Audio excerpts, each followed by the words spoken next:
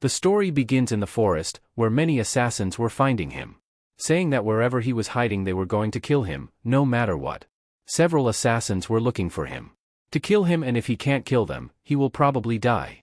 He was saying that it wasn't like that from the start. His name was Pyo Wool, and he was the protagonist of our story for today. He was a drifter who freely roamed the lands, whether it be on dry land or the seas. Before he met this person, as he opened his eyes after a long slumber, he saw nothing but darkness. Every day of his life was like hell. The darkness was filled with those who tried to kill him to survive. He continued to change day by day in the darkness, and as the ones who created that hell wished that he would become an assassin. After searching for him over and over, the assassins finally found him. And he swears to himself that he will survive and come find them all back from the time that he was not already an assassin. In this crowded place he was walking, he managed to gather so much food on that day. Since a fair was being held on that day, it was more or less fine for him. He was searching for a place to sleep at night. His name was Pyo Wool. He was 14 years old. He was an orphan. A drifter who aimlessly roams the lands. No foundations, and no residence. While he was walking he was asking if the bridge that he saw earlier was in that direction.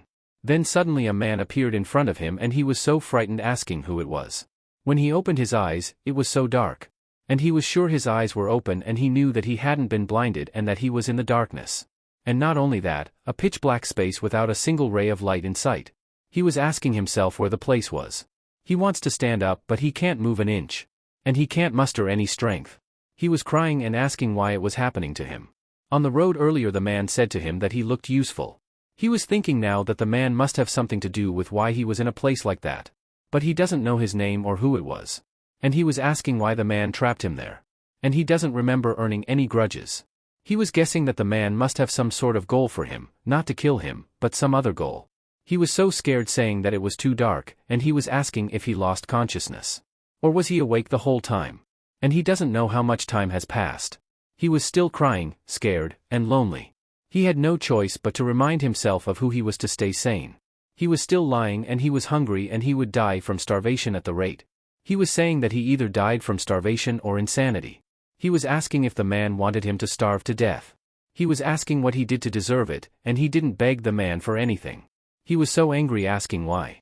Even if he was just some beggar with nothing to his name, there was no reason for the man to throw him in that hell. He started to move his hand and he can move it and he can breathe a lot easier too. His bodily senses are returning. He smelled damp, feeling the ground was so cold that he was guessing that he was in the underground. He heard those sounds of water drops. He was so thirsty and he needed to drink some water. He tried to move his whole body but it was really hard. And so he tried his best and said that he could do it. And since he cannot do that, he tried to crawl because he needed to survive. He was saying in his mind that he can do it. He was asking if the ground he was crawling was a stone wall that was rock solid. He wanted to remove the rock but he was disappointed and his finger got injured. He was so tired because he couldn't move that much.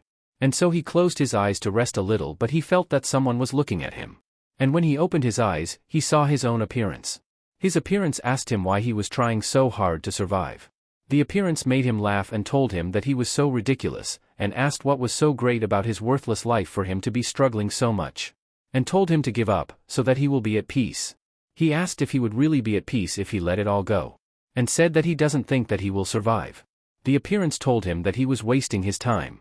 He said to the appearance that he won't be at peace if he will die like that, and if he dies without even stabbing the one who trapped him in there, he won't ever be able to close his eyes, not even in his death. And said strongly that he is going to survive to the bitter end and take his revenge against everyone who made him that way. The appearance asked him if he was going to take revenge, and he answered that he would. The appearance asked him again if he was not going to give up and he screamed loudly that he never would. Then the appearance smiled at him and suddenly disappeared. As he thought, he couldn't see a thing and he was asking if it was a dream or he was actually going insane. He stood up and said that he had to survive. He was asking if those things were growing from where the water was dripping and if it was a moss. He doesn't know whether those are edible or not, but he had to eat. And so he ate that thing but he was disgusted with the taste and he was asking how something tastes so bad. But his body felt fine and said that it was edible. He had to eat, he forced himself to eat it because he needed to survive whatever it takes. He can barely walk now and thinking about the place that according to his calculation, it was roughly a 9 by 9 meter square space. As he thought he was trapped and someone trapped him in there. Then he suddenly heard a sound and when he turned around he saw an iron door. But it was so blinding. Even so, he had to go. He shouted that he was there and that someone's over there. Just a little bit more he was near the door, then he saw some shadow. He smelled something that was just like food, thinking that it was rotten fish, tea leaves, and pork. And probably meat left over from the bone, and that was at least 5 different kinds of food waste. He analyzed that one person eating 5 different kinds of food was highly unlikely, and it was not just one person. And guessing that in this case, there may be 5 or more people outside that door. Thinking that 5 or more people trapped him in there for a specific purpose, and there was no way that he was the only one trapped there.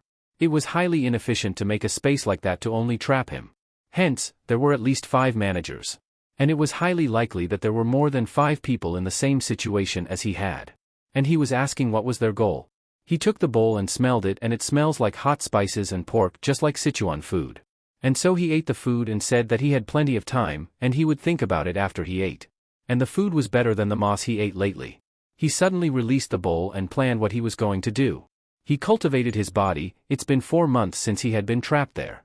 Once a day, they open the small door to provide him with food. Besides that, they never say a word.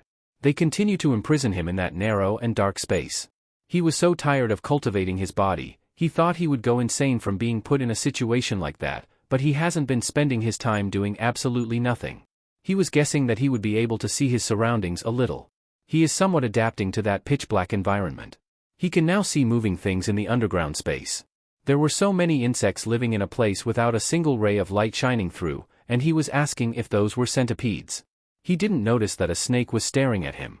The snake crawled in his arm and he was shocked by it. And suddenly the snake bit him in the arm, then he was hurt. He was asking what was happening. His entire body felt like it was on fire. And he was asking if it could be snake venom. He was shouting for the pain he felt, and so he lay down on the ground to relax his body. The food was served on a small door, and so he ate the food and was saying in his mind that he needed to survive no matter what. And the snake was still staring at him.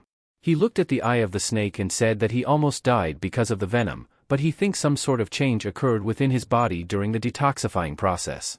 He could see better in front of him and said that it was fascinating. And he was guessing because of the snake. He had heard stories of people becoming stronger from surviving after being poisoned before. He was analyzing that if he can gain persistence to poison, then he suddenly let the snake bite his hand that hard, so that all the nerve would come out. And he was asking now if he should not have done it and should he have been careful. He felt his entire body now that was on fire. But even so, it was not as bad as the first time he was bitten. He looks again at the snake and notices that its eyes have degenerated from the darkness, but it was an exceptional hunter. It stealthily approaches its prey, and sometimes even incapacitates its prey using sound. But even so, it isn't greedy. After it finishes his meal, it doesn't make the mistake of intimidating the insects around it and chase them away. And guesses the only ones who had intelligence in the darkness were he and the snake. His eyes were starting to get red, then he suddenly saw that the door was open. And so he walked through the door and saw and analyzed that the next room was 20 steps away, and that's why he couldn't sense the presence of others. When he opens the door he smells something, the smell of rotting flesh. He can't tell in much detail, but from the build they were around his age. And wondering if it was the same for the other room. He walked through the iron door that was blocking the hallway, but the bolts were taken out. When he opened the iron door, he saw 2 people that were standing facing him. That's all for today. Thank you so much for watching. Please like, comment, and subscribe for more videos.